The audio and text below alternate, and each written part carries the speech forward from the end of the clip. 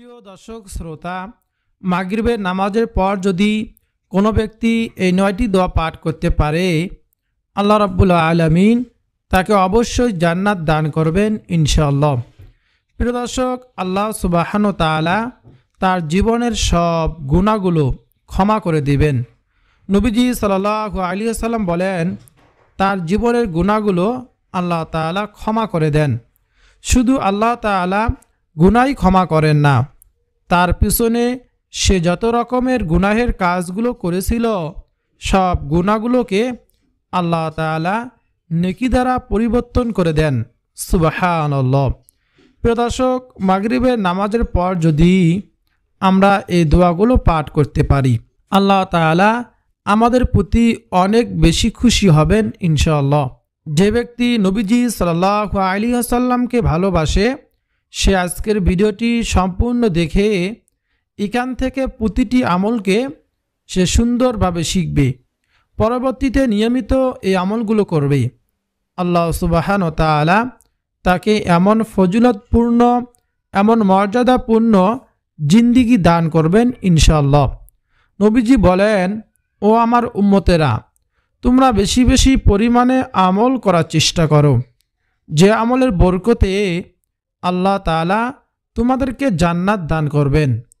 আর আল্লাহ তাআলা এমন জান্নাত তোমাদের জন্য বানিয়েছেন যেই জান্নাতে কোনো দুঃখ কষ্ট নেই, শুধু আছে সুখ আর শান্তি। এমন জান্নাত আল্লাহ সুবহানাহু ওয়া তাআলা তোমাদের জন্য বানিয়েছেন। সুবহানাল্লাহ। প্রিয় দর্শক, নবীজি সাল্লাল্লাহু আলাইহি ওয়াসাল্লাম বলেন, জান্নাতের নিয়ামত সম্পর্কে শোনো ও আমার উম্মতেরা। জান্নাতের মধ্যে একটি বাজার হবে শুক্রবার দিন। সেই বাজারে সব জান্নাতীবাসীরা বাজার করতে যাবে, যেমনিভাবে দুনিয়ার মানুষ বাজার করতে যায়। দুনিয়ায় তো মহিলারা বাজারে যায়, কিন্তু ওই জান্নাতের বাজারে যাবে পুরুষরা। তাদের স্ত্রীদেরকে রেখে যাবে বাড়ির মধ্যে, কিন্তু তারা বাজার করে এসে দেখবে তাদের স্ত্রীদেরকে যেমন রেখে গিয়েছিল, অর্থাৎ বাজারে যাওয়ার পূর্বে যেমন রেখে গিয়েছিল তার চেয়ে বেশি সুন্দরী হয়ে গিয়েছে। ওই ব্যক্তি বলবে, ও আমার স্ত্রী শোনো, আল্লাহ তাআলার শপথ, আমি তোমাকে যেমন রেখে গিয়েছিলাম, যেমন দেখে গিয়েছিলাম, তার চেয়েও তুমি বেশি সুন্দরী হয়ে গিয়েছো। তুমি কি এমন ব্যবহার করেছো যার কারণে এমন সুন্দরী হয়ে গিয়েছো? ওই স্ত্রী বলবে, স্বামী আমার, আল্লাহ তাআলার শপথ, আমি আপনাকে বাজারে যাওয়ার পূর্বে যেমন দেখেছিলাম তার চেয়েও বেশি সুন্দর আপনি হয়ে গিয়েছেন। সুবহানাল্লাহ। অথচ দুনিয়ার মানুষ বাজারে যাওয়ার পর মানুষের চেহারা আরও বেশি নষ্ট হয়ে যায়, একেবারে ঘামিয়ে শরীর পুরো একেবারে খারাপ হয়ে যায়। কিন্তু জান্নাতের বাজারে যখন ওই জান্নাতবাসীরা বাজার করতে যাবে, তখন তাদের চেহারা আরও বেশি সুন্দর হয়ে যাবে। সুবহানাল্লাহ। শুধু তাদের চেহারায় রূপে ভরপুর হবে না, তাদের স্ত্রীগণদের চেহারাও রূপে ভরপুর হয়ে যাবে। দুনিয়ায় শুধু কষ্ট আর কষ্ট, আর জান্নাতের মধ্যে আল্লাহ তাআলা রেখেছেন শুধু সুখ আর শান্তি। এমন জান্নাত পেতে চান? যদি চেয়ে থাকেন তাহলে এই ৯টি দোয়া অবশ্যই পাঠ করবেন। ১ নম্বর দোয়াটি হলো, আল্লাহুম্মা আজিরনি মিনান্নার। যে ব্যক্তি প্রতিদিন সকালবেলা এবং সন্ধ্যাবেলা ৭ বার পাঠ করবে, আল্লাহুম্মা আজিরনি মিনান্নার, সে যদি মৃত্যুবরণ করে, আল্লাহ সুবহানাহু ওয়া তাআলা তাকে অবশ্যই জাহান্নামের আগুন থেকে বাঁচিয়ে দিবেন ইনশাআল্লাহ। কারণ নবীজি সাল্লাল্লাহু আলাইহি ওয়াসাল্লাম বলেন, ও আমার উম্মতেরা, তোমরা যদি জাহান্নামের আগুন থেকে বাঁচতে চাও তাহলে বেশি বেশি পাঠ করিও, আল্লাহুম্মা আজিরনি মিনান্নার। এর অর্থ হলো, হে আল্লাহ, আপনি আমাকে জাহান্নামের আগুন থেকে রক্ষা করুন। সুবহানাল্লাহ। আমি প্রায় সময় একটি কথা বলে থাকি, আল্লাহর কাছে যে যা চায় আল্লাহ তাআলা তাকে অবশ্যই তাই দান করেন। আপনি যদি আল্লাহর কাছে কল্যাণ চান, আল্লাহ আপনাকে অবশ্যই কল্যাণ দান করবেন। আপনি যদি আল্লাহর কাছে কল্যাণ না চান, আল্লাহ তাআলা আপনাকে কল্যাণ দান করবেন না। দান করার দায়িত্ব হলো একমাত্র আল্লাহ তাআলার কাছে। প্রিয় দর্শক, আল্লাহর কাছে কোনো জিনিসের অভাব নেই, আমরা শুধু চাইতে পারি না। এই জন্য আল্লাহ তাআলার পক্ষ থেকে আমাদের কাছে অনেক সময় অনেক কিছু আসে না। আমরা চাই একরকম, কিন্তু সেই জিনিস আমরা মৃত্যুর আগেও পাই না। তার কারণ কি জানেন? আমাদের দোয়া কবুল হয় না। নবীজি সাল্লাল্লাহু আলাইহি সাল্লাম বলেন, ও আমার উম্মতেরা শোনো, তোমরা যদি তোমাদের দোয়া মোনাজাত কবুল করাতে চাও, তাহলে একটি পদ্ধতি শিখিয়ে দেই। এই পদ্ধতিতে দোয়া করো। নবীজি সাল্লাল্লাহু আলাইহি সাল্লাম এক ব্যক্তিকে দেখলেন দোয়া করতেছেন। নবীজি বললেন, ও মুসল্লি শোনো, তুমি যে দোয়া করতেছো এই দোয়াটুকু হয় নাই। তুমি দোয়ার শুরুতেই সর্বপ্রথম আল্লাহ তাআলার প্রশংসা করবে, তারপর আমি নবীর গুণগান গাইবে, অর্থাৎ দরুদ পাঠ করবে। সর্বশেষে তোমার জন্য, তোমার পিতামাতার জন্য, তোমার প্রতিবেশীর জন্য এবং তোমার আত্মীয় স্বজনদের জন্য দোয়া করবে। দেখবে আল্লাহ তাআলা তোমার দোয়া অবশ্যই কবুল করবেন। যদি কেউ মাগরিবের সালাতের পর নিয়মিত পাঠ করতে পারে এবং এই আমলটি যদি মৃত্যু পর্যন্ত আঁকড়িয়ে ধরতে পারে, আল্লাহ রাব্বুল আলামিন তাকে অবশ্যই জান্নাত দান করবেন ইনশাআল্লাহ, এবং জাহান্নামের আগুন থেকে বাঁচিয়ে দেবেন ইনশাআল্লাহ। দ্বিতীয় নম্বরে যে দোয়া কথা বলবো সেই দোয়াটি হলো, নবীজি সাল্লাল্লাহু আলাইহি সাল্লাম বলেন, তোমরা বলো, লা ইলাহা ইল্লাল্লাহু লাহুল মুলকু ওয়া লাহুল হামদু ওয়া হুয়া আলা কুল্লি শাইইন কদির। যদি কোনো ব্যক্তির গুনাহের পরিমাণ এমনই হয় যে সমুদ্রের ফেনারাশি পরিমাণ গুনাহ হয়ে থাকে, যদি ওই ব্যক্তি এই দোয়া পাঠ করে নিয়মিত, আল্লাহ রাব্বুল আলামিন সে গুনাহগুলোকে ক্ষমা করে দিবেন এবং পিছনে সে যত রকমের গুনাহের কাজ করেছিল সেই গুনাহের সমপরিমাণ নেক আল্লাহ সুবহানাহু ওয়া তাআলা তাকে অবশ্যই দান করবেন ইনশাআল্লাহ। তাই প্রিয় দর্শক, আমরা বেশি বেশি পরিমাণে পাঠ করব, লা ইলাহা ইল্লাল্লাহু লাহুল মুলকু ওয়া লাহুল হামদু ওয়া হুয়া আলা কুল্লি শাইইন কদির। এই যে বলেছিলাম, আল্লাহর কাছে কোনো জিনিসের কোনো অভাব নেই, শুধু আমরা চাইতে পারি না। এই জন্য আল্লাহ তাআলার কাছ থেকে আমরা পাই না। যদি চাওয়ার মতো চাইতে পারতাম তাহলে অবশ্যই পাইতাম।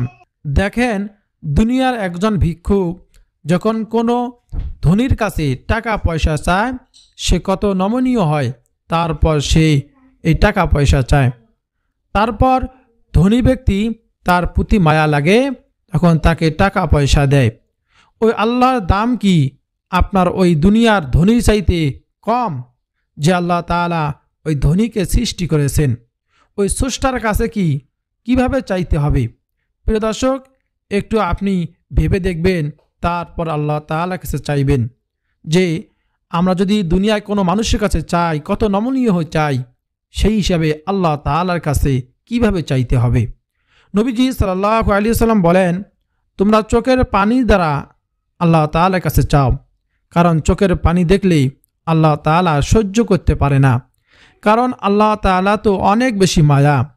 দুনিয়া মানুষ যদি চোখের পানি দেখলে সহ্য না করতে পারে, তাহলে আল্লাহ তাআলা কিভাবে সহ্য করবেন? আল্লাহ তাআলার মায়া হচ্ছে 100 ভাগ।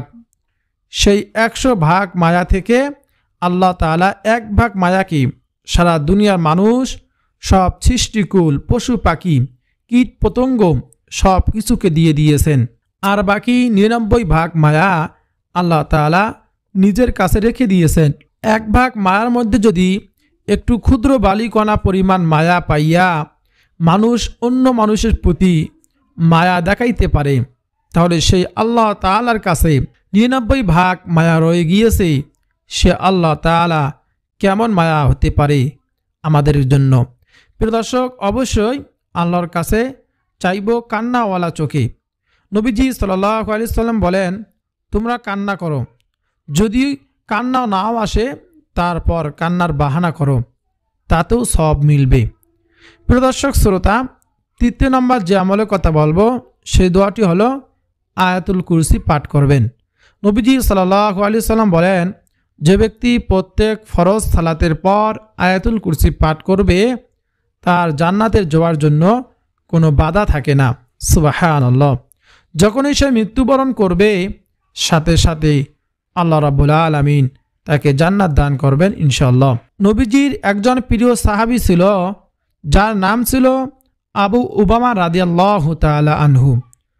ওই প্রিয় সাহাবী বলেন, আমি নবীজি সাল্লাল্লাহু আলাইহি সাল্লামের পবিত্র জবান মোবারক থেকে শুনেছি যে যে ব্যক্তি প্রত্যেক ফরজ সালাতের পর আয়াতুল কুরসি পাঠ করে তা জান্নাতে যাওয়ার জন্য কোনো বাধা থাকে না। শুধু একটাই বাধাই থাকে, দুনিয়াতে থাকে, সেটা হলো মৃত্যু। যখনই সে মৃত্যুবরণ করবে সাথে সাথে আল্লাহর জান্নাতে চলে যাবে। সুবহানাল্লাহ। নবীজি বলেন, আয়াতুল কুরসি তোমরা পাঠ করো। আয়াতুল কুরসি হলো পবিত্র কোরআনুল কারিমের সবচেয়ে দামি আয়াত। নবীজি একদিন প্রিয় সাহাবীকে বললেন, ও সাহাবী, তুমি বলো তো পবিত্র কোরআনুল কারিমের কোন আয়াতটি বেশি সম্মানিত ও মর্যাদাপূর্ণ? ওই সাহাবী বলল, ইয়া রাসূলুল্লাহ, আল্লাহ তাআলা ও তার রসুল ভালো জানেন। নবীজি সাল্লাল্লাহু আলাইহি সাল্লাম ওই সাহাবীকে বললেন, আয়াতুল কুরসি। পবিত্র কোরআনুল কারিমের সবচেয়ে মর্যাদাপূর্ণ আয়াত হলো আয়াতুল কুরসি। যে ব্যক্তি প্রতিদিন ঘুমানোর সময় বিছানায় গিয়ে আয়াতুল কুরসি পাঠ করে অভিশপ্ত ইবলিস আর তার কোনো ক্ষতি করতে পারে না, অর্থাৎ আল্লাহ তাআলা ফেরেশতারা তার পাহারাদার হয়ে যায়। অনেকে মনে প্রশ্ন থাকতে পারে যে আয়াতুল কুরসি আবার কোনটা? পবিত্র কোরআনুল কারিমের দ্বিতীয় নম্বর সূরা সূরাতুল বাকারার সবচেয়ে বড় সূরা। এই সূরার 255 নম্বর আয়াত হলো আয়াতুল কুরসি।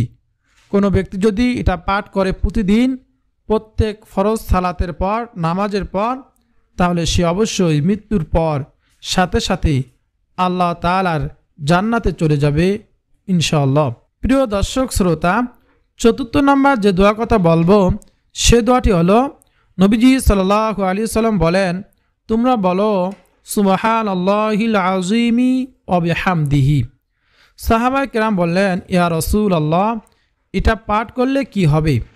নবীজি বললেন, এই দুনিয়াতে যত কিছুই দেখো, যত কিছুর উপর সূর্য আল্লাহ তাআলার উদিত করেন, সব কিছু চাইতে দামি বাক্য হলো সুবহানাল্লাহিল আযীমি ওয়া বিহামদিহি।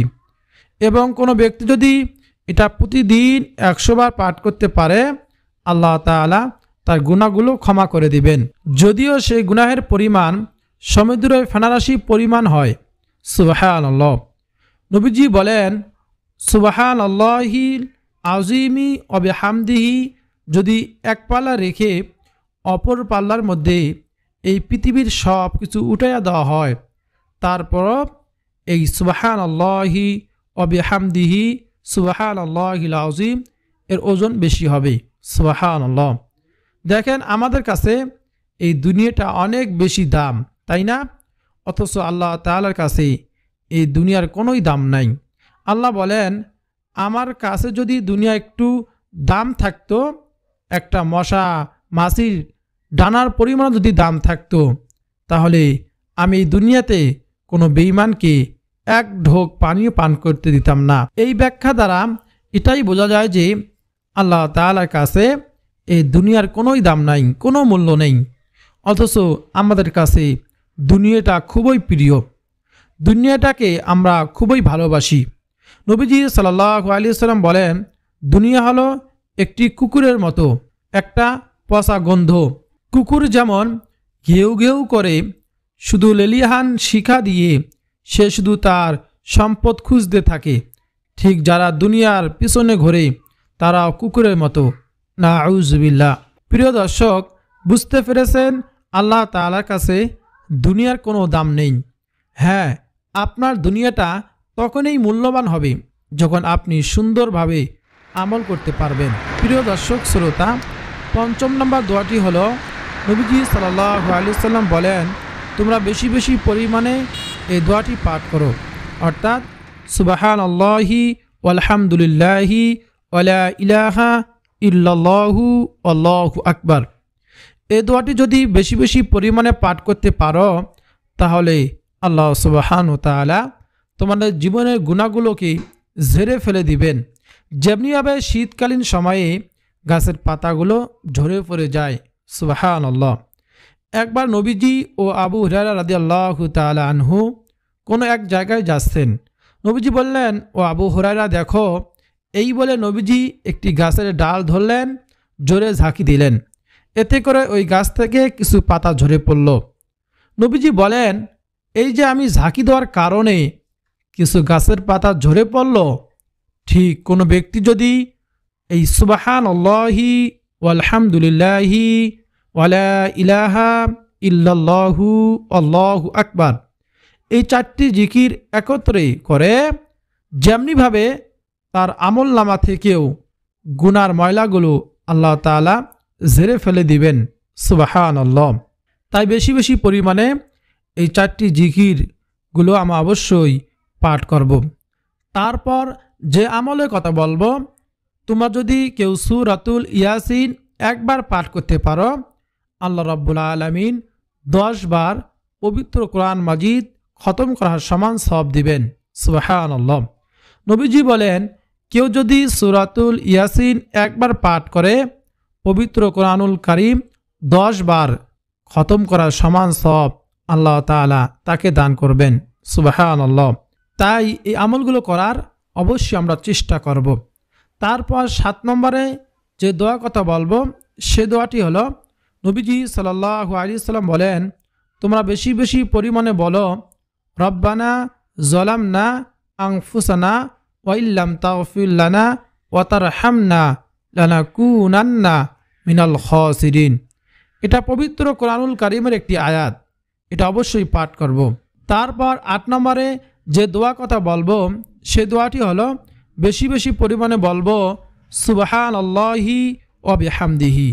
নবীজি বলেন, কেউ প্রতিদিন যদি 100 বার বলতে পারে তাহলে আল্লাহ তাআলার কাছে তার আমলের দাম হাসরের মাটি সবচেয়ে বেশি হবে। বলুন সুবহানাল্লাহ। আর সর্বশেষ যে দোয়াটির কথা বলবো, সে দোয়াটি হলো, আমরা সবাই সকাল সন্ধ্যায় কমপক্ষে একবার সাইয়্যিদুল ইস্তিগফার পাঠ করব। প্রিয় দর্শক শ্রোতা, এই সাইয়্যিদুল ইস্তিগফার যদি একবার পাঠ করতে পারেন, আল্লাহ রসুল সাল্লাল্লাহু আলাইহি সাল্লাম বলেছেন, সকালে যদি কেউ একবার পাঠ করে সারাদিনের মধ্যে মৃত্যুবরণ করলে সে জান্নাতি হবে। আবার যদি সন্ধ্যায় কেউ পাঠ করে সারা রাতিতেই তার মৃত্যুবরণ হলেই সে জান্নাতি হবে। বলুন সুবহানাল্লাহ। প্রিয় দর্শক শ্রোতা, অবশ্যই আমরা এই আমলগুলো করার চেষ্টা করব। এই 9টি দোয়া প্রতিদিন মাগরিবের সালাতের পর পাঠ করব। আল্লাহ তাআলা আমাদের সবাইকে মাগরিবের নামাজের পর এবং সকাল সন্ধ্যায় এই 9টি আমল করার তৌফিক দান করুন এবং আমাদের জীবনের সমস্ত গুনাহগুলো ক্ষমা করুন। আমিন। প্রিয় দর্শক শ্রোতা, ভিডিওটি যদি আপনার উপকারে আসে, একটু যদি ভালো লাগে, অবশ্যই লাইক করবেন, কমেন্টে আমিন লিখবেন এবং এই চ্যানেলটি সাবস্ক্রাইব করে রাখবেন।